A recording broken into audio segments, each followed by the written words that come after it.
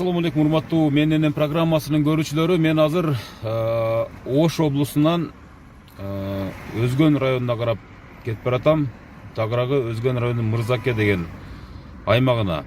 Мына ошол жерде Ташмаматов Мамат Муса аксакал менен Шарипбаева Айымгүл деген энебизди ушул Кыргызстандан, Бишкектен, Россиядан балдары чогулуп куттуктап мына өздөрүнүн жакшынакай болгон тилектерин билдиришке жатат.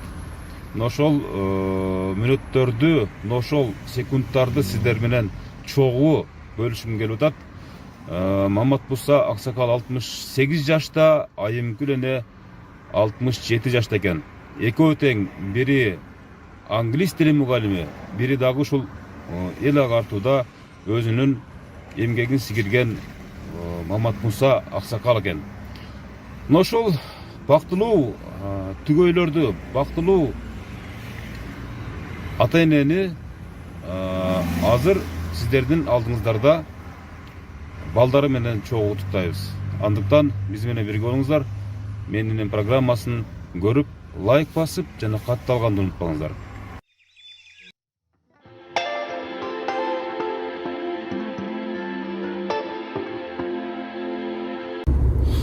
Урматтуу көрүүчүлөр, дагы бир нерсени баса белгилеп айткым келип атат. Мамат Муса аксакалга өзгөчө сюрприз бар. Ишенбесеңиздер, мындай башка көрсөтүүлөрдөн дагы бир берген приздерден дагы бир өзгөчөрөөк бир белек бар. Андыктан жакшылап карап туруңуздар, ал кандай белек болушу мүмкүн? Азырынча сыр бойдон калсын,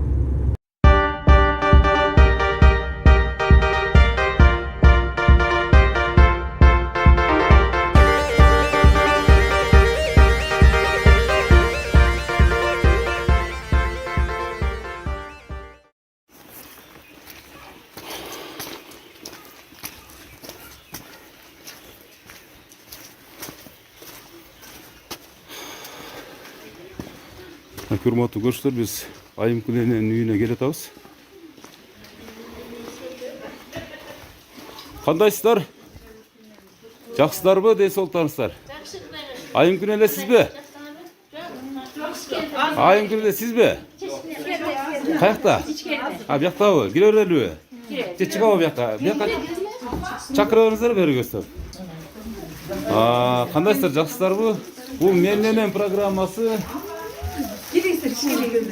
Азыр сыртта тартып алалы, анан кийин ишке киребиз. Азыр караң кирип келет да. Ошон үчүн энен өзүн чакыралы. Аксакал каякта аксакал? Ичкерде. Экөө тең бери чыксын. Чыгыптыр да, эшке чыгыптыр да. Эшке чыгыптырбы? Каяка кетиштир? Бияктабы экен. Мынакей. Берака чакырып коесузбу? Кандайсыздар? Айымгүл эне сизби? Мол бейши менен деген гүл сизге. Бул менин энем деген программа. Кармаңыз. Кандайсыз, жакшысызбы? Ден соолуктарыңыз жакшыбы? Ооба, бул сюрприз эне. Сюрприз. Чалыңыз каякта, чалыңыз. Ушул жерде элеби? Бул сюрпризди күттүңүз беле, күтпөдүңүз беле? Ой, күткөн жокмун. Жүрөгүмө түшүп калды. Эмне болду? Кокустан, капустан келип калышты. Эмне келдиңер дейм, келгендердин баары элечи. Бул менин программасы деген эне. Менин программаны көрөсүз, көрбөйсүзбү? Көрөбүз да. Ушул программаны алып барган менин аты жөнүм Өмүрзак Азимкулов эне. Ушул 10 балаңыз бирге чогулушуп, кеңешип, биз дагы, мен дагы энеми ушул программага киргизип коеюн. Энени ар дайым эле канжыгага байлап жүрө бербейбиз. Ошентип биз дагы эл катары энебизди ушинтип көңүлүн көтөрүп коелу деген ниетте болушкан экен да. Айымгүл эне, сиз өзүңүз мугалим турбайсызбы? Мына 30 жылдан ашык ушул мектепте англис тили болгондо дагы ушул англис тилинен сабак берипсиз да. Ушу канча деген ушу эл агартуунун тармагында аябай көп эмгек сиңирипсиз. Мына ушул балдарыңызга, ушул кыздарыңызга, уулдарыңызга, неберелериңизге эмне дейсиз эне? Ушундай сюрприз уюштургандыктары үчүн. Ошо азыр рассаны корктум десең, эмнеге мынтип атышат депчи. Капыстан келгенде азыр сүйүнүчтүн көз жашы. Алла Таала ушуларга ден соолук берсин. Ушулар биздин бактыбыз. Биз ага чейин деле, буга чейин деле бизди ар жактагы ошо күйөө балдарым, кыздарым, балдарым ушу сейилдетип жүрүшөт. ыраазы болгонбуз буга чейин же жаа дүйнө бу дүйнө ыраазыбыз деп айтканбыз. Дагы да ушинтип бизди немебизди көтөрүп жүргөнүнө сүйүнгөнүмөн. Бактылуу болсун, Бул өмүрлүү эне болсун, кубанычтын көз жашы денсаулыктуу болсун, туура айтасыз. Кубанычтын көз жашы болсун. Жалаң жакшылык. Майрам деген кызыңыз канчанчы кызыңыз? 8-нчи мына, 8-нчи. Эми Батыр эне бул 10 баланы чоңойтуудагы өтө бир оор түйшүк. Бул Майрам деген кызыңыздын идеясы. Негизи ушул кыз менен байланышып, ошол кыз анан бир туугандары менен кеңешип, мына жет өлчөп бир кесип, биз дагы апабызды куттуктап коелу деп ушундай сюрприз уюштурду эне. 10 баланы ушул чоңойтуп, эрезеге жеткирүү деле оңой болбосо керек эне. Ушулардын ар биринин төмөн түйшүгү болду. Бирок ошентсе дагы рахатымына көрүп атабыз. Менин эң сыймыктанган ошо 10 балалуу болсу ошонун ар бирин өзүн окутуп, оны деген жогорку билимдүү кылып, ушулардын ар биринин ошо бактысы үчүн күрөшүп, окуусу үчүн күрөшүп, төмөн түйшүк тарттык, баардыгы артта калды. Азыр ушулардын өмүрүн берсе, ден соолугун берсе, кочкондор менен кошо карып эле тапкандар ошо жакшылыкка буйруп насип кылса, биз өмүр бою ыраазыбыз ушу балдарына. Эне ыраазы, балдар ыраазы. Кана бери келсеңиздер, кана кыздары, балдары, бери келсеңиздер, мына жарыкта аябай кино тарта турган погода болуп атат да, мына келсеңиз аябай сонун чыгат. Эненин сүйүнүчү койнуна батпай турган чагы. Бул сюрпризди күтпөгөн, анан бул окуяны деле күткөн эмес да, мынакей жанында кыз окшойт. Ушул сиз ушул жаныңызда турган мээримдүү бейиштин образын жараткан апаңыз турат, э? Ушул апаңыз тууралуу мына өзүңүздүн бир жүрөктөн чыккан сөздөрүңүздү айтсаңыз болот. Менин апам дүйнөдө теңдеши жок апа. Алтын апам, бейишим апам. Ден соолугуңузду берсин Кудайым, өмүрүңүздү берсин дайыма. Атам экөөңүздү биздин төрүбүздө, биздин жакшы күндөрүбүздө, жакшы чайларыбызды ичип, жакшылыктарыбызга эле күбө болуп жүрүңүздөр. Менин апамдай кыйын аял жок бул ааламда. Себеби апам 10 баланы, анын ичинде 9 кыз, 1 уулду төрөп чоңойтуп, эресеге жеткирип, үйлүү жайлуу кылып, турмуштан ар биринин ордун тапканга апам айрыкча ошо апамын, атам экөө айрыкча апамын үлүшү чоң. Бул баардыгы эле адамдын колунан келе бербейт. Татыктуу тарбия берип, ар биринин турмуштан өзүн тапканга Сиз канчанчы кыз болосуз? Мен экинчи кыз болом. Экинчи кыз болосуз. Мына ушул энеңиздин жанында туруп сүйлөө бакыты дагы бул өтө чексиз, бул дагы ар күнү эле насип боло бербейт. Сиздердин баягы ниетиңиздер ушул камерага, ушул архив катары энебизди дагы ушул Менин энем программасына киргизип коеюн деген тилектериңиз болгон экен. Мына ушул мүнөттөрдө мына эне дагы мына жашып атат, жанатан бери өзүн зорго кармап турат. Бул жакта достор келип калды окшойт, э? Колу коңшулар келип калды окшойт. Кана эненин колундагы гүлдү сиз алып турсаңыз, бул эне бир чын жүрөктөн учурашып алсын. Алтын досум. Канча жылдан бери досуздар эже? 45 жыл болду. 45 жыл бул дээрлик жарым кылым, жарым кылым. Ойбой, кичинекей мезгилден бери эле экенсиздер. Бир балалуу болгондон бери дос болуп жүрөбүз. Ошондон бери ушу ажыраскыс дос болуп жүрөбүз. Өмүрү узун болсун, досумдун ден соолугу чың болсун. Балдардын пешенесинде баары болсун, ден соолукта болсун. Өмүрү узун болсун. Бактылуу каарылык сүрүп баардыгыбыз чогуу бололу. Рахмат, рахмат. Эже сиз да сүйлөй бериңиз эне. Бүгүн биз иштеген түшүнбөй келдик. Бул сюрприз эне, сюрприз. Сюрприз болуп калыптыр, досум. Сага чын жүрөгүбүздөн каалайбыз. Өмүрүң узун болсун, ден соолукта болсун. Ошо Батыр эне 9 кыз, 1 уулу бар. Экөөбүз да Батыр энебиз окшошкон. Ошо кыздары, балдары бүйүмдүү, жакшы кыздардан болсун, акылдуу кыздардан болсун, неберелери дагы сыйлаган неберелерден болсун. Аяшы менен кошо бактылуу карылыкты жакшы сүрсүн, бактылуу үй бүлөдөн, үлгү үй бүлөдөн болсун. Рахмат, рахмат. Рахмат, ушинтип сиздер дагы ушул кол үзүшпөгөн, кучакташкан дос болуп жүрө бериңиздер. Түбөлүккө. Азыр Мамат Муса аксакал, кандайсыз, жакшысызбы ден соолуктарыңыз? Аман эсен? Жакшы. Жүрөсүзбү? Бу сиздерди атайын алыстан келдик. Алыстан Оштон келдик деп коеюн эми, алыс эми Ош бизге бул жак алыс эле көрүнөт. Атайын ушул мына балдарыңыздын атайын бир ой максаты менен балдарыңыз ойлонуштурулган бул сюрприз болду. Бул менин энем программасы Маматов Аксакал. Ушул 30 жылдан ашык 40 жылга жакын ушу эл агар тармагында мугалим болуп болгондо орус тилинен экенсиз. Кемпириңиз болсо, байбичеңиз болсо англис тилинен экен. Мына ушул элестеттиңиз беле ушинтип келет деп. Билдиңизби бирөө жарым бир кыңк муңк деди беле? Бизге мындай информация уккан эмеспиз. Өзүбүз чочуп, ар нерсеге жооруп, адамдын ою күлүк экен. Россиядагы кыздарыман бери, неберелеримен бери сурап, булар кандай чогулуп калды, мынча маселе деп. Анан бияктан аяштарым келип калды. Не беле кызыкча болду дейсиң. Бул будан сурайт, мен будан сурайм, эмне болду? Бул менен сурайт кайра, түшүнбөй. Анам бул менин көзүмчө ыйлай албайт да, каты урушпайм. Жөскө кармайт экенсиз да. Катып экен да. Эми жок, ал тартып эмес, ол ыйлап өзүнүн ден соолугуна да. Ол жагы Бир кызым өлгөндө ошондо катуу ошентип стресс болуп көзү начарлап калган да. Ошонун эмне пайда таптың? Өзүң ден соолугуңа карай ошондо урушам да. Маматов Аксакал, жаш кезиңизде эмне жумуштарды кылдыңыз? Жаш кезимде мен эми совхозда бир аз иштедим. Анан окуп кеттим, окуудан келгенде мектепте болдум ошо. Мектепте мугалим болуп иштедиңиз а? Алла разы болсун. Сиздей ушул мугалимдердин аркасынан ушундай биздин Кыргызстанды жетекке алган, Кыргызстандын лидерлери чыгып атат. Учуңуз кур болбосун Аксакал. Мынакей азыр биз майрамдык салтанатты андан бери улай берели. Мындан дагы унукпуш бир сюрприз бар.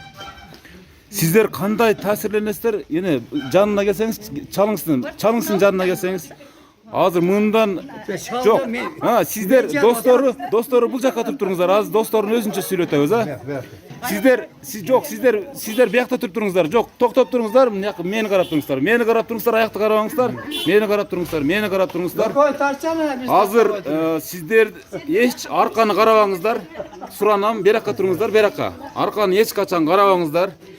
Карасаңыздар, бул программанын мааниси жоголуп кетет. Бирок аркада бир укмуш, бир сюрприз күтүп турат. Эмне сюрприз болушу мүмкүн? Бир жооп бериңчи.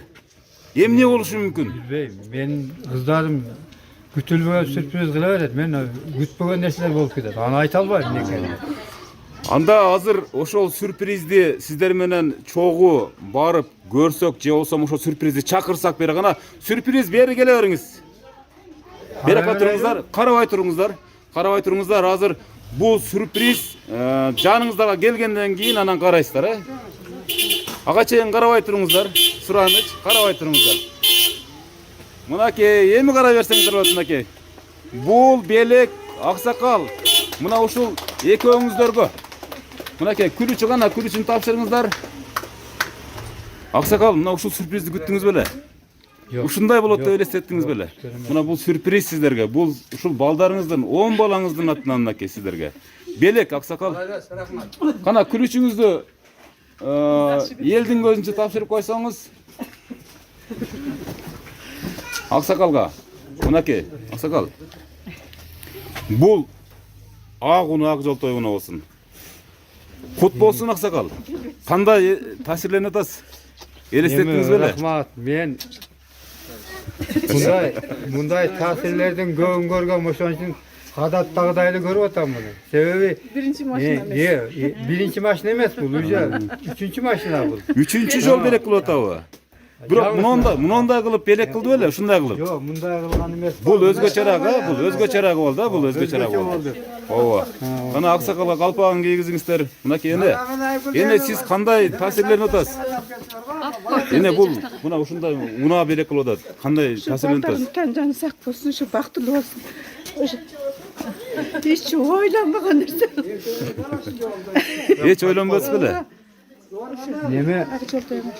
Мен ушу барган жеримде ушу бала жөнүндө сөз кылганда ар кимиң ушу менин кыздарымдай, балдарымдай болсо армансыз болосуңар дедим. Мен эл көрбөгөн жерлерди көрсөтүп атат деп атат. Мына канча мамлекеттерде болуп кеттик бул сюрприз. Өзүбүз муну көрмөгөн эмеспиз да. Ушу булардын таасири менен көрүп. Аксакал, бунун сыры эмнеде? Бул ушунча балдарды ушундай тарбиялоонун сыры эмнеде? Мунун сыры энесинде да. Энесинде. Секреттин баары бул айымкүл энеде, а? Ооба, ошода да тарбиялаган ушу. Кана эми экөөңүздөр бир машинанын эшигин ачып, бисмилла деп бир отуруп бериңиздер. Анан калганын көрө беребиз салтанаты. Кана бисмиллахиррахманиррахим. Урматтуу көрүүчүлөр, менин программасын көрүүчүлөр, Мамат Муса Аксакалдын 10 баласы мынакей. Энесине, атасы менен апасына автоунаа белек кылды мынакей. Бисмиллахиррахманиррахим. Кана бир от алдырып көрүңүзчү.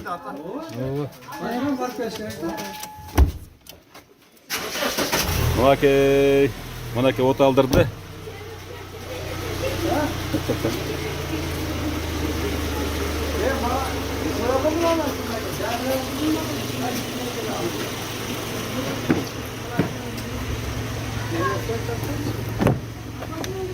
Эне кандай машина жактыбы машина? Машина аябай жакты. Ушундай болот деп элестеттиңиз беле? Эми биздин каалоо ушу. Бизди кандай урматтап сыйлап атса, ушулар ар бириси өздөрүнүн балдарынан, кыздарынан ушундай урмат сый көрсүн. О, мен айтканыңыз келсин, айтканыңыз келсин. Силердеги балдарым ушу жакшылыктардын жарчысы болуп жүрөр эле балдарым силердеги дайым эле. Ошентип ден соолугуңар болсун. Ушу балдардын баардыгына, күйөө балдарыма, кыздарыма, уулума, ушу келиндерге баардыгына, ушу небере чеберлердин баардыгына ушу бакыт, ден соолук каалайм. Ыймандуу болсун. Рахмат. Эки күн эле келип кеттик эле бачана. Болду, өчүрө бериңиз, мынакей ак жолтой машина болсун.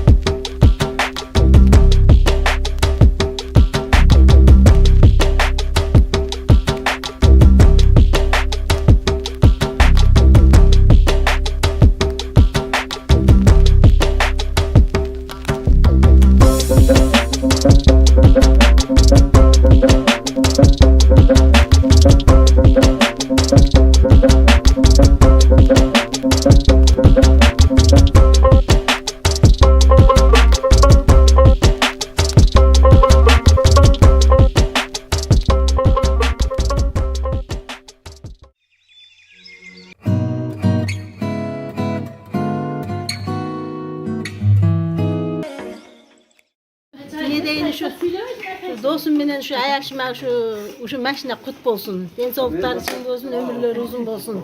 Şu balları da baktulu kızlardan, baktulu baladan bolsun ha. Kuday tala bergen eken, kızlardı, baldardı, şu kızlarının hizmetini göretiyor inşallah. Oğlunun hürmetini göretiyor inşallah. Güye baldardı, hizmet göretiyor inşallah. Ne de sağa den soğuk, den soğuk, uzun ömür.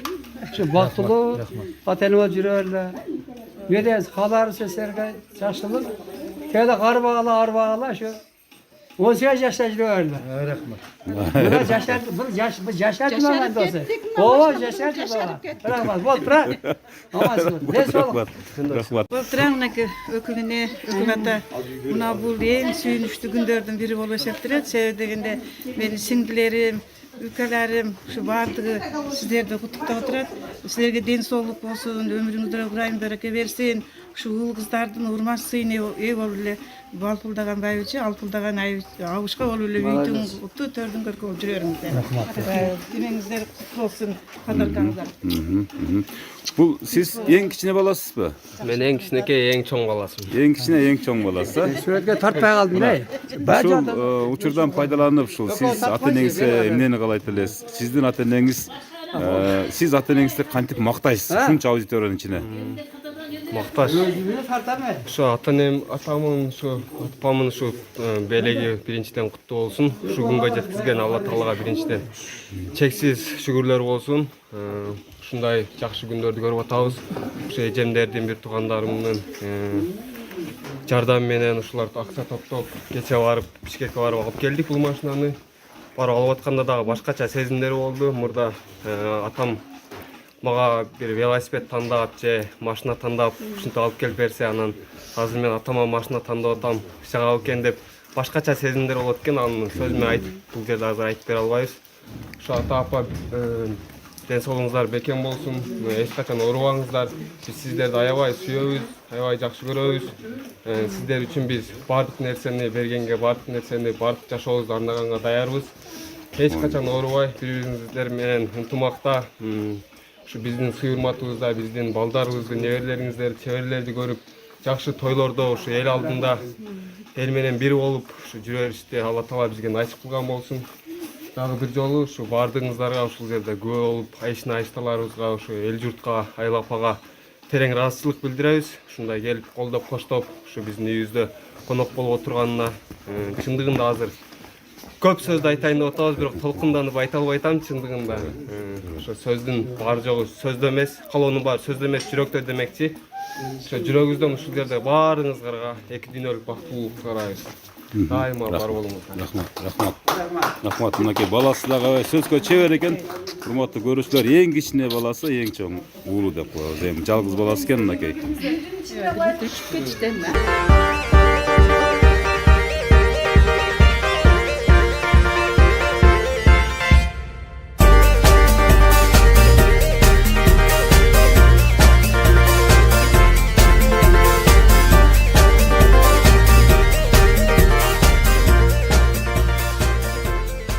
Жашоо өткүнчү ата-энелердин кадырына жетели.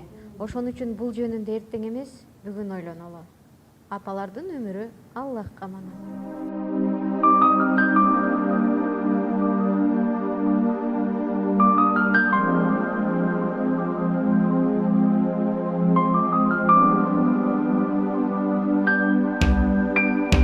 Ар бир тилегим айласын тапкан, түн бою уктабай тербетип чыккан. Бейишим өзүңсүң ардагым апа, асылым менин ардагым апа. Мен үчүн канча сен түйшүккө баттың, жан апа чачыңды бу бакта басты. Кагылам өзүңдөн айланам апа, асылым менин ыйыгым апа. Биз үчүн бакыттын жолуну курган, жан апа сиз үчүн жанымда курман. Канткенде ак сүтүң актайман. Мен бул үйдөн эң чоң аксакалы менмин. Улар үчүнүн агасы болуп, бир тууган агасы болом. Айымкүленен бир тууган агасы болот. Жок, Айымкүл менин келиним болот. Аксакалдын берки Мамат Муса аксакал. Бир тууган агасы. Канчага чыктыңыз аксакал? 76-га. 76-га. Айта бериңиз эми өзүңүздүн бир тилектериңизди. Не дейбиз эми ушу эки жаш бактылуу болсун. Келечектери кең болсун, эки кудан тамак болсун. Ушулардын тойлорун көрүп жүрө берели, жакдайым жакшы маанайда жарык жүрүшү бизге насип этсин. Ne deyiriz yani? Kantartı başkanı söz üçün. Kantartı başkanı. Rahmat. Çok rahmat. Kimisi olasın Ayıмкүлеженин? Мен дагы ортак болом. Ортак боласыз. Айымкүлене тууралуу айтып берсеңиз. Бул киши кандай киши? Айымкүл эми эл мактай турган, эл сыйлай турган, эл кадырлай турган энелердин бири. Батыр эне, алдыңкы мугалим. Биздин арабызда коллективде мына телтең түштүн достордун арасында дагы Айымкүл менен отурганыбызда дайым шайыр, күлүп отурабыз. Бар жок жерде өзүн жакшы алып жүргөн акылдуу, эстүү, тарбиячы балдардын, чоңчо кыздарды чоңойткон алдыңкы энелерден. Эне бир сүйлөп коюңуз эми. Атайын ушул бүгүн Айымкүл эне менен Мамат Муса аксакалга балдары машина подарок этти. Ушул эки инсан тууралуу өзүңүздүн ой пикириңиз? Көккөн бактуу болсун, алган машина насип кылсын, бала чакасы менен тынч болсун. Ушу башка эмне дейм? Ушул Айымкүл менен аябай бактылуу семьялар деп биз келгенден бери эле биз кийин көчүп келгенбиз. Келгенден бери эле ушулар менен сыймыктанып жүрөбүз. Экөө тең ушул элдин кызматын кылып, мектепте иштешип, өздөрүнүн ак сарайларын курушуп, балдарын тындырышып, балдардын баардыгы Кудайга шүгүр, баардыгы бактылуу, бала чакалуу, өнүп өскөн, ушундай үй бүлөлөр деп түшүнөбүз. Бүгүн болсо ошол балдары, тапкан балдары баардыгы ата-энесин сыйлап, бейишин менен деген жазууну алып келип, белек кылышты, машина белек кылышты. Аларга эми биз деле кубанычына кубанч. sүйүнүp кубанып отурабыз. Жана дастуркан жасашыптыр балдары. Биз деле күтүүсүз жерден келип калып эле ушундай туш келип калып балдарга ыраазы болуп атабыз. Ыраазы болуп атабыз.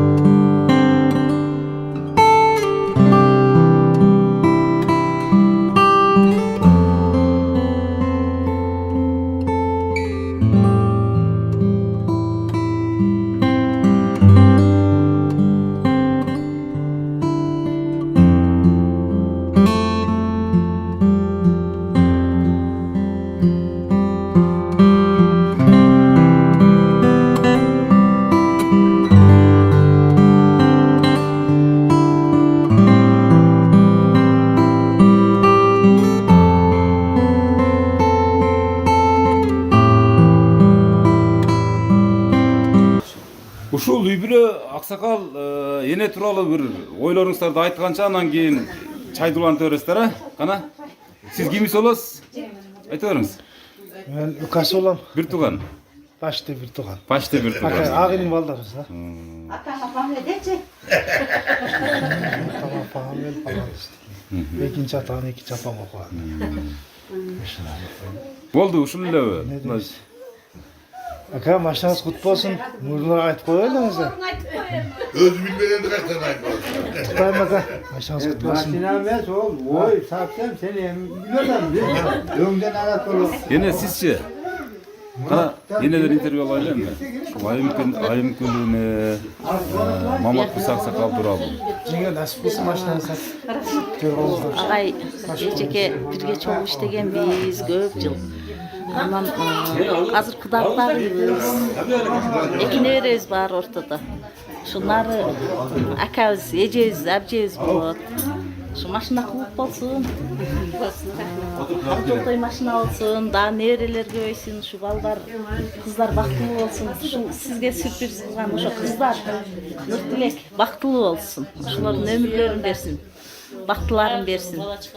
Ушулардын дайыма сүйүнүчүнө, кубанычына ортоктош болуп жүрө бериңиздер. Баарыңыздар тынч болуңуздар. Ушу баарыңыздарга ушу баладан ушу жакшы күндөрдү Аллах насип этсин.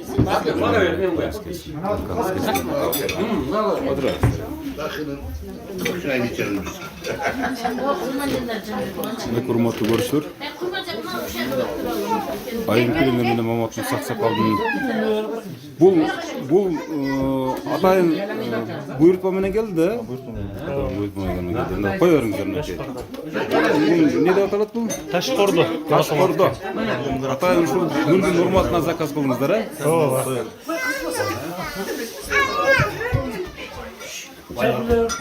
Karışık çayca, balık çayca. Zaten. Kaynağa bir de kalacağı.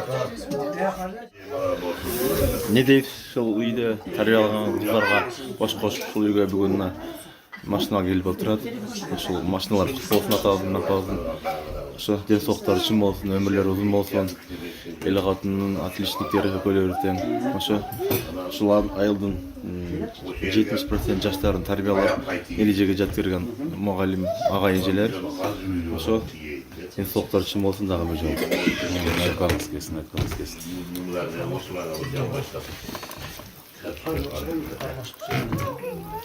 Үй бүлө тууралуу өзүңүздүн бир калоо тилектериңизди. Мына бүгүн ушул күн Мамат Аксакал менен Айым Күлүнө.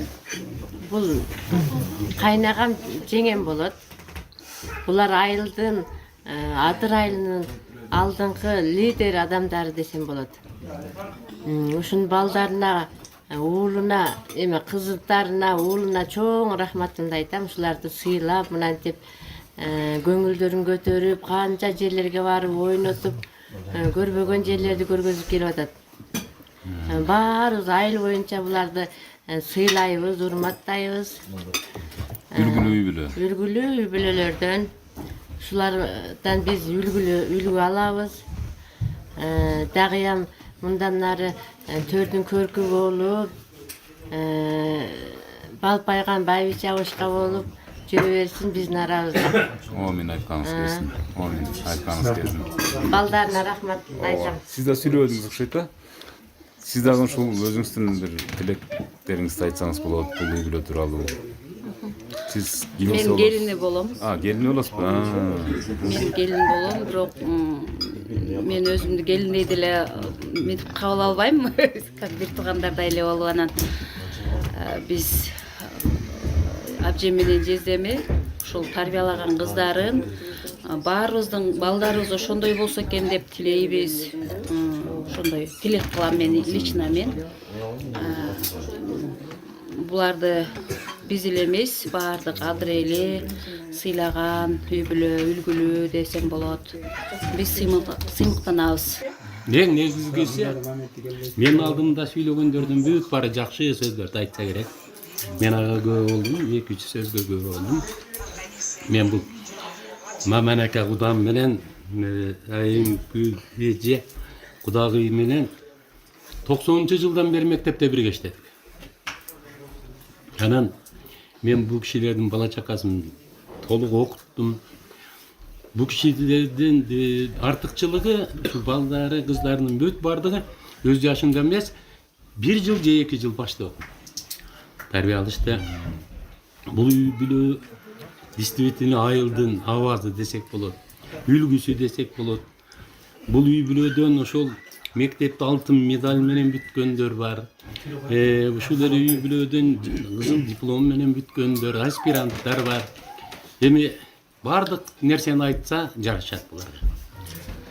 Мына өзүңөр деле көрүп отурасыңар, эң бактылуу үй бүлө, эң ыйык үй бүлө, ошо элге үлгү көргөзгөн үй бүлө катары эсептейбиз бардыгыбыз.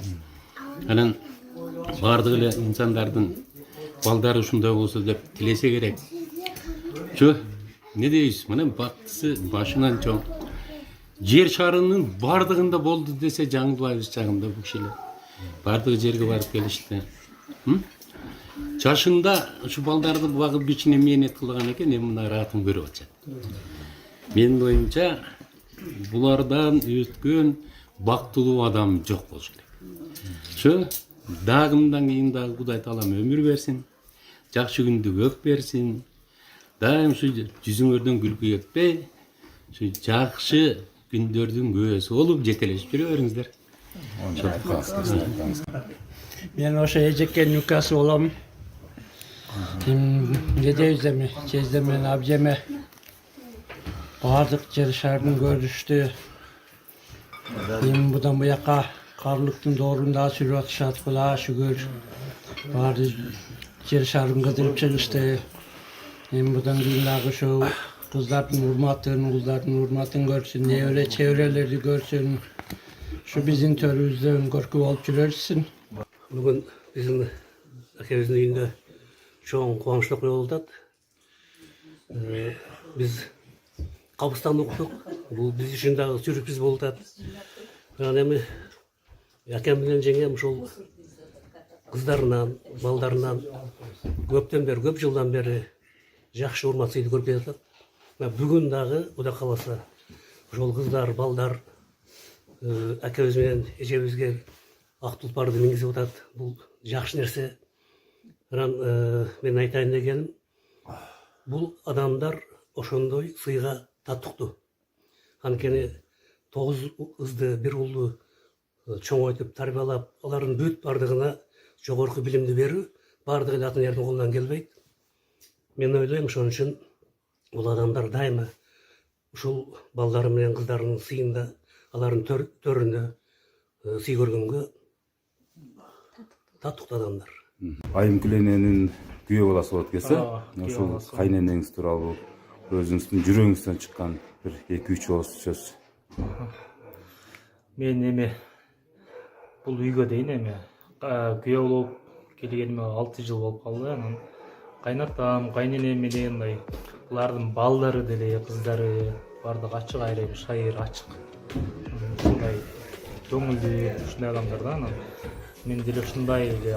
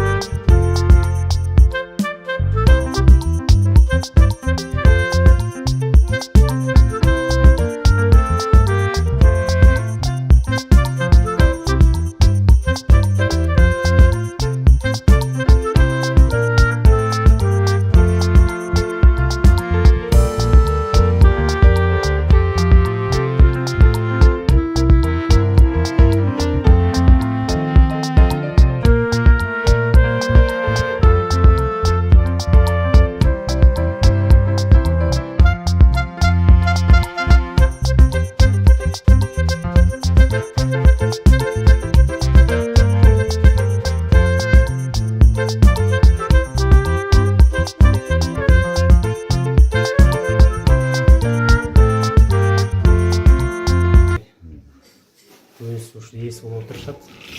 Насип кылсын. Рахмат, сиздер дагы ушундай кайната кайненеңиздей болуп карлыктын доорун сүргөн бири-бириңиздер болуңуздар, рахмат.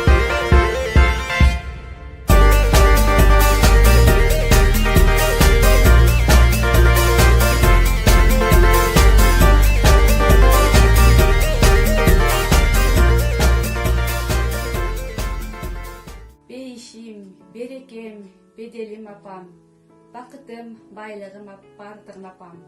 Сиздин бүгүнкү туулган күнүңүз менен. Ден соолукта узак жашаңыз.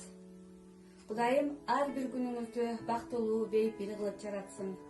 Ата-энеңиздер бар үчүн дүйнөм түгөл, бактым тоодой. Дагы бир жолу туулган күнүңүз менен, апо.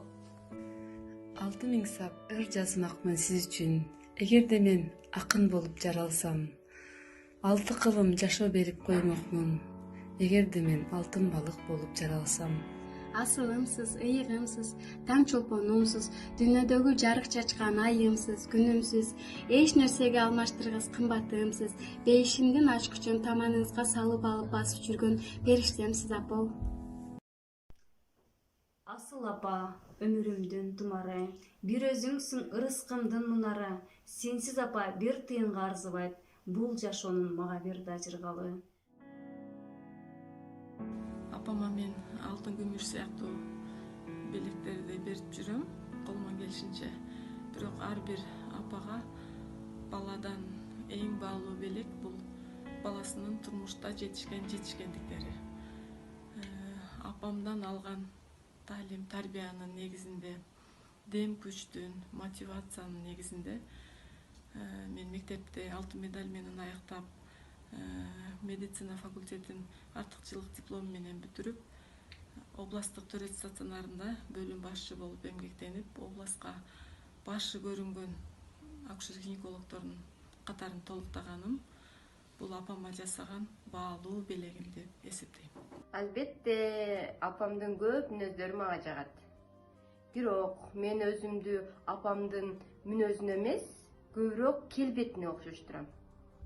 Апама окшош мүнөздөрүм ачык айтуу, бетке айтуу, андан кийинки мүнөзүм активдүү, анан адамдар менен тез эле мындай тил табышып, баарлашып кетет. Апам экөөбүз тең балдарыбызды, үй бүлөбүздү жаныбыздан дагы артык көрүп, ар дайым канатыбызга калкалап турабыз. Мен апама өзүмдүн тамашакөйлүгүмдү жана кыялкечтигимди окшоштурам. Мен апам менен окшош сапатым бул адамдар менен тез тил табышуу. Апам мен үчүн шооласын чачкан.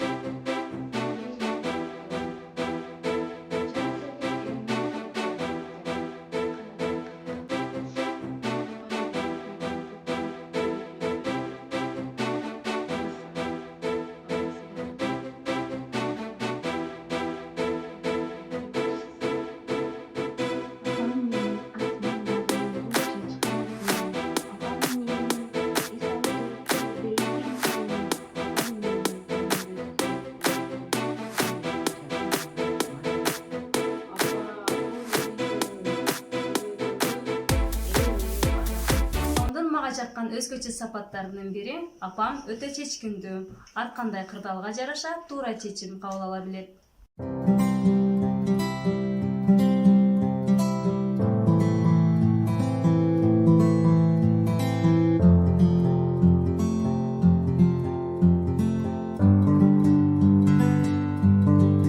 Мына 10 баланы тарбиялап, өстүрүп, эрежеге жеткирип, бардыгы бакыйган, ден соолугу чың, ушундай балдарды тарбиялап өстүрүптүрсүздөр да.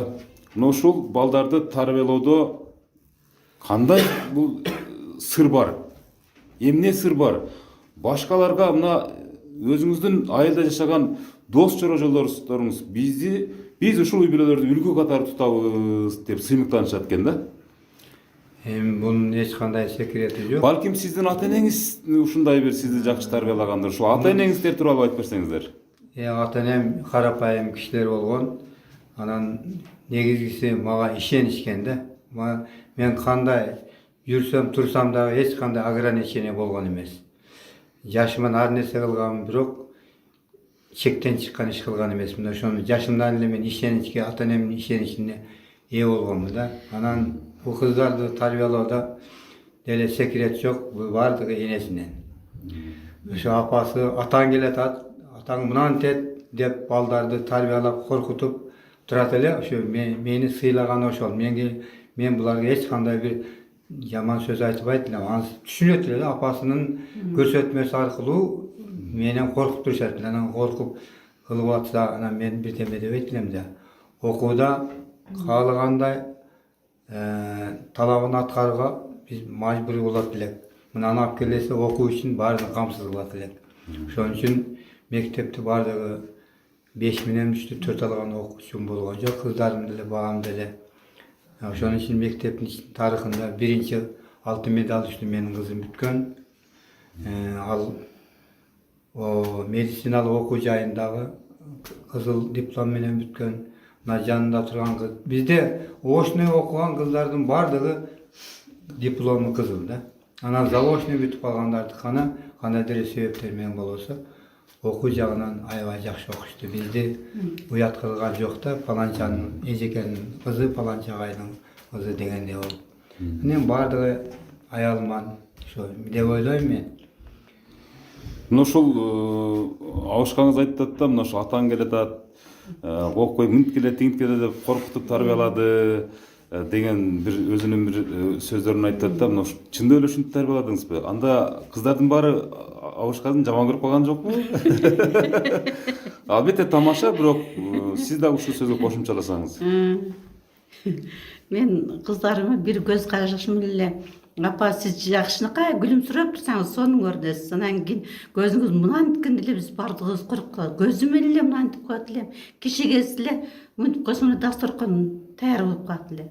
Анан кийин үйдө бытырап отурсак деле ана атаң келет, бул жыйнаштыргыла деген эле бардыгы порядкалап калат эле. Себеби атасы келип эле ал порядканы деле карабайт эле, үйдүн тазалыгын деле, башкасын деле карабайт эле. Жөн атаң келет деп коет эле, болду. Ушуну пеш кылат эле. Анан кийин эркелеткен мезгилде баардыгын чогултуп алып, анан кийин ошо келечекти айтып, мындай болсоң андай болот, кыздарым деп эркелетип ар биринин эмесинен кызга сенелик мээримди аябай төктүм да. Анан мына Майрам деген кызым каяка катышам десе, эмне катышам десе кошо эрişип барам дагы бир немеде Ошто мисс неме болуп калды. Шаардан кийин бир артисттин немеси сиңдисин биринчиликке, гран-приске жеткизебиз деп калды. Ошо жюрилер менен тартыштым да, сиз коррупцияга неме кылып атасыңар. Болгон чындыкты неме кылат деп ушул кызыма ушундай бир тартышканмын. Гран-принде эле мисс кыз болгон. Азыр эми докторантуранын күйөө балам экөө тең жакта. Кытайдын Хайнан деген шаарында көрүп келдик. Египетти көрүп келдик. Кошуналарыңыздар ушундай сыймыктанып атат, жер шарын баарын кыдырды депчи. Анан канча көп кыз төрөгөндөр бар да айылыбыздачы. Десе майлы ошол Айымкүл эжеке менен Мамат Мусагайдын кыздарындай болсо эле болду дешет. Анан кийин Ошондачы аталар дагы ушундай болсо экен дешипчи. Ушул эне жана дагы ушундай бир сөздүн төркүнүн кичине козутуп койду да Маматмуз Аксакал. Ушу кыз төрөй бересиң деп бир дагы жаман көрбөдү, жаман сөзүн айтпады, кашын бүркөгөн да жок дейт да. Ушул боюнча айтып берсеңиз. Мен айттым. 10 кызга же 10 балага тете бир кыз деп коюп турабы?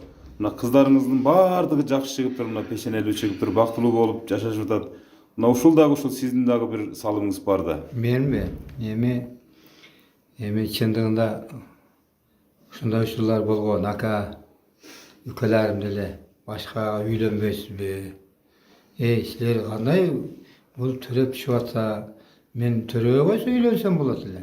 Төрөп түшүп атса, анан Кудайдын бергени да, бул аялданбы, менденби, бул ачык эле айтыш керек да, бул баягы эмне сепсең ошону аласың дейт. Кудайдын бергени, мен андайга барбайм. Бул аялым айтат, акаңдын баласын багып алайлы, мен акаңдын баласын багып алайлы. Жок. Менин пешенеме эмне жатса, өзүмдүн балдарымдын кыздарыма болсо да башканын кереги жок. Өзүмдүн кыздарым, өзүмдүн балдарым. Уулуңуз деле бар экен, мына Кудай уул деле бериптир, турабы? Бул сабырдуулуктун бир сабырдын түрү, сабырдуулук деген ушул да. Кыргызда макал барбы? Бирөөнөн көрөсүңбү, экөөнөн көрөсүңбү, кыздан көрөсүңбү, уулдан көрөсүңбү? Кимге кайсына ата калса ошондон көрөт. Мына кыздарым. Аксакал, мына жакшы сөздүн төркүнүн козутуп, Жашнакай, Маек группа отастардан ушул Айымкүл энени ушул кантип таап алдыңыз? Ким таап берди же өзүңүз чуркап жүрүп таптыңызбы? Экөөбүз бир айылданбыз. Анан бул менен бир класс кийин окучу. Бирок биздин сүйүүбүз өтө эрте болгон да. Бул 8 класста окуганда, 7 класста окуганда, мен 8 класста окуйдум. Анан кийин ошентип жүрдүк дагы, бул 8 класска көчтү, мен 9 класска Ошко строительный училищеге кетип калгам. Анан 17 октябрда 69 жылы, жок, 68 жылы 17 октябрда биринчи жолу экөөбүз свидание чыкканбыз. Ушул такырестен кетпей тапасың. Ооба. Ошентип 6 жыл сүйлөшүп жүрдүк. 6 жыл сүйлөштүңүздөр, ойбой. Анан кийин мен армиядан келгенден кийин бул институтта окуйт эле. Анан баш коштук ошо. 74-жылы 23 февралда баш кошконбуз. 74-жылы. Эми мына ушул ушундай өмүр, ушундай мына бириңиздер 67, бириңиздер 68ге чыгыпсыздар, 70ге таяп калыпсыздар, Кудай кааласа 100 жылдык өмүрүн берсин Кудайым. 100 жылдык мааракеңиздерге дагы ушинтип ортоктош болойлу дегендей. Мына ушул учурда, ушул жашка келип, ушундай сюрприз менен ушул программа аркылуу келип, куттуктап, ушундай сюрприз учтурду беле? Башкалардан эмнеси менен өзгөчөлөндү, сиздердин оюңуздарча?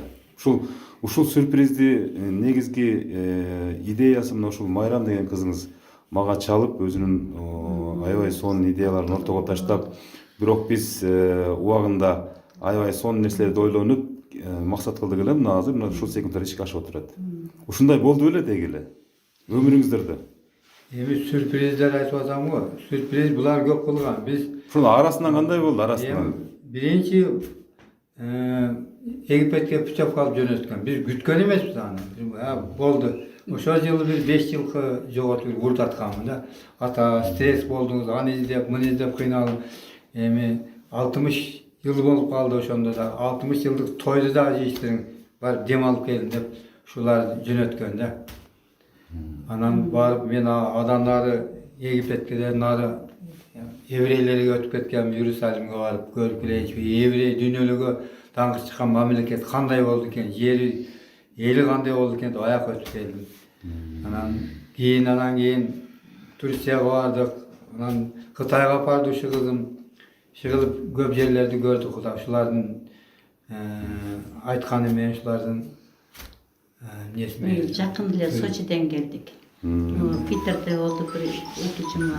Анан Сочиде болдук. 10 күн болдук. Казанда болдук. Кыскасы жыл сайын ошо тууган уруп, кыздар ошо бүтөп калып беришли. Белгисиздер күтүлгөн жерде жөнөтүп ийишет. Силер малдан бошобойсуңар, үйдө деле отура бересиңер, барып келет деп. Onun ушундай Күйөө балдарыма да рахмат. Себеби булардын заслугасы болбосо күйөө балдар деле каяка деп айта бермек да. Булардын да заслугасы бар. Ошолорго өздөрүнүн эмгегин сийген, ошон үчүн алар ушулар менен кошо бизди сыйлап атат. Кыздарым, балдарым, күйөө балдарым, ушу бизди сыйласаңар, силерди Кудай сыйлайт. Силер да өз балдарыңардан бизди кандай сыйласаңар, ошондой сый көргүлө ар күнү. Ошого мен ошону тилейм, ошо деп дуа кылам, ошо деп пата кылам. Каерде жүрбөсүн, ден соолугуңар болсун биринчи. Тапкан ташыганыңар жакшылыкка буйрсун, бала чакаңарга, өзүңөргө, тойлорго буйрсун ушу. Не тилесеңер баардыгыңар Кудайым тилегиңерди бере берсин. Аллаху акбар. Биздин патабыз дейсин, ушу 5 вакыт намаз окуйбуз, өзүбүздүн бир ниеттерибиз бар. Ошолорго дагы жетип акыркы инсандык, дин эмебиз дачага бир барып келебиз деген ниетибиз турат эми. Амин. Ошол кабыл болсо, анан кийин бала чакам тынч болсун. Бала чакалуу болсун, өнү өссүн, ден соолуктары болсун, каерде жүрсө аман болсун, тапкандары таттуу болуп, жакшылыкка өздөрүнө буйрук насип кылсын. Эң негизинен эле ким болбосун, адамдык сапатка ээ болгон, жүрөгү иманга толгон, эл журт сыйлаган Кыргызстандын эң жакшы атууларынан болсо, үй бүлөлүк бакыт кылайм, аял заттык бакыт кылайм ушуларга. Анан кийин дагы ушу алтындай болгон убактыңарды бөлүп силер дагы тартып бизди передачага тарткан силерге дагы балам, сага дагы өмүр берсин, ден соолук берсин. Ушу ишиңин ийгилигин көр, үй бүлөң менен, жаркылдаган жарың менен бактылуу жаша. Амин. Ушу эл журт аман болдун, элдин арасында биз аман болойлу. Баардыгыбызда ошо оор суркоо болбосун, ден соолук болсун. Амин. Эми ушул учурдан пайдаланып, ушул күнгө ушул мени алып келип, ушу сиздердин жакшылыгыңыздарга күбө кылдырган ушу Майрам деген кызыңызды дагы жаныңыздарга коюп бир эксклюзивдүү интервью алып койсак, мына ушу ата энеңиздин жаныңызда туруп бир сонун бир маек төгүлүп чачылып.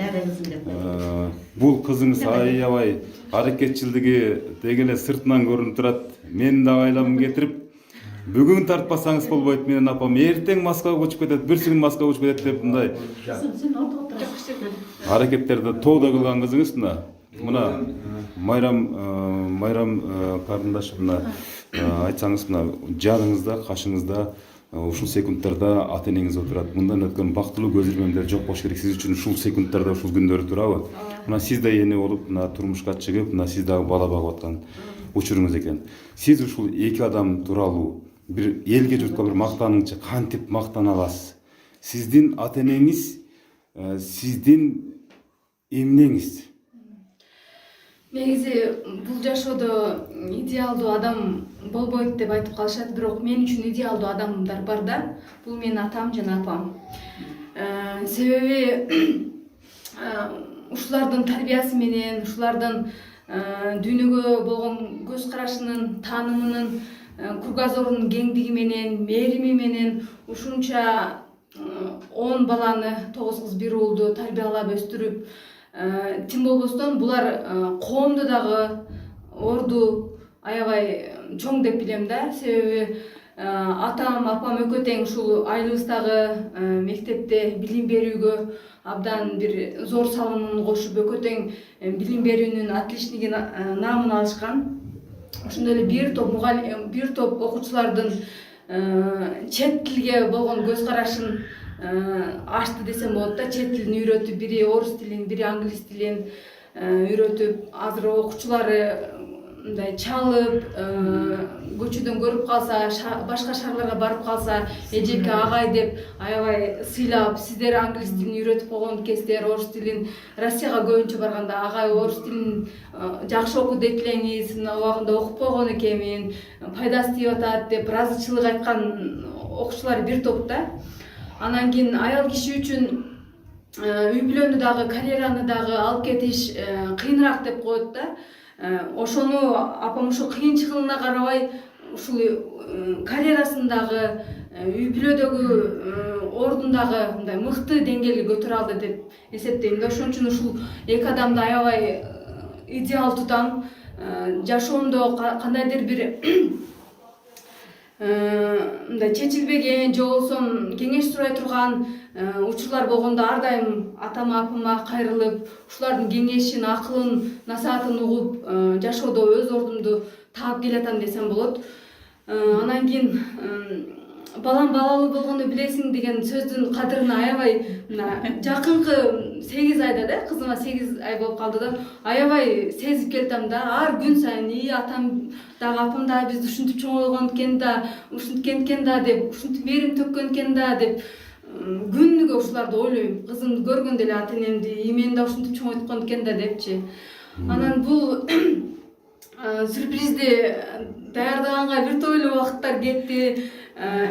Бул сюрпризди өзү негизинчи мугалимдер күнүнө 5 октябрга туштап аттык эле да. Анан кайсы бир погодада анан кийин бир себептерден улам кичине жылып кетти. Бирок ошентсе дагы аябай мындай ийгиликтүү, удачный болду деп ойлойм да.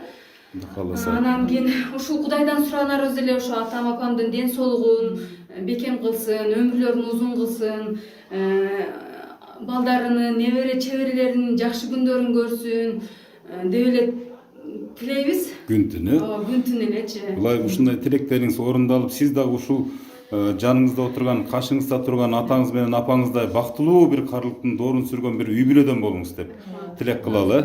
Урматтуу көрүүчүлөр, мынакей Майрам кызы, мына ушул үй бүлөнүн эрке кызы деп деле койсок болот. Мына ушул кызы уюштурган Мен энем программасынын бул жолку чыгарылышы дагы жыйынтыкталып баратат. Мына энебиз 70-ке, атабыз дагы 70-ке таяп калган учур экен. Мына ушул Кудай буйрса ден соолуктарын берип, ушундай бактылуу кыздардын айланасында жашап турса, 100гө чыгыш эч кеп эмес деген ниетти дагы кошумчалай кетели. Мен энем программасынан урматтуу көрүүчүлөр, бул көрсөтүү, бул чыгарылыш өзгөчө супер чыгарылыш болду деген ойдо калдык. Анткени мына азыр саналуу мүнөттөрдө бул эфирге чыгат. Кудайым буйрса көрөсүздөр, өзүңүздөр таразалайсыздар. Айымкүл эне, Мамат Муса аба, ата деп коеюн эмес. Мен да сиздей болгон атам бар. Ушул учурдан пайдаланып сиздерге дагы биз программанын атынан өзүм жеке ушул программанын автору катары ыраазычылык билдирем. Ар дайым үйүңүздөрдө ушундай жакшылыктар боло берсин. Ошол жакшылыктардын айланасында өзүңүздөрдүн кан жаныңыздардан жаралган балдар, неберелериңиз, чеберлериңиз кыйкырып, ойноп, жыргап ушинтип жүрө берсин. Ушундай бактылуулуктун доору ылайым сиз баштаган Мамат Муса Аксакал, сиз коштогон Айымкүл эне үй бүлөдө өмүр бою сүрө берсин. Ушинтип, мына урматтуу теле көрүүчүлөр, урматтуу YouTube көрүүчүлөр, урматтуу Мен энем программасынын көрүүчүлөрү, биз дагы ушул мүнөттөрдө мына Мырзаке деген айылда жашаган Мамат Муса Аксакал менен Айымкүл, кайсыл айыл эле бул? Адыр деген айылында жашаган Мырзаке айыл өкмөтүнө караштуу, Мырзаке, мынакей урматтуу көрүүчүлөр, Мырзаке айыл өкмөтүнө караштуу Адыр айылында жашаган Мамат Муса Аксакал менен Айымкүл эненин куттуу үйүнөн биз Мен энем программасынын бул жолку чыгарылышын жыйынтыктаган турабыз. Кийинки энелердин ушундай сүйүнүчүнөн, кийинки аталардын ушундай сүйүнүчүнөн, кийинки үй бүлөлөрдүн ушундай курсанчылыгынан жолугушканга чейин эсен аман туруңуздар. Чоң рахмат сиздерге. Чоң рахмат.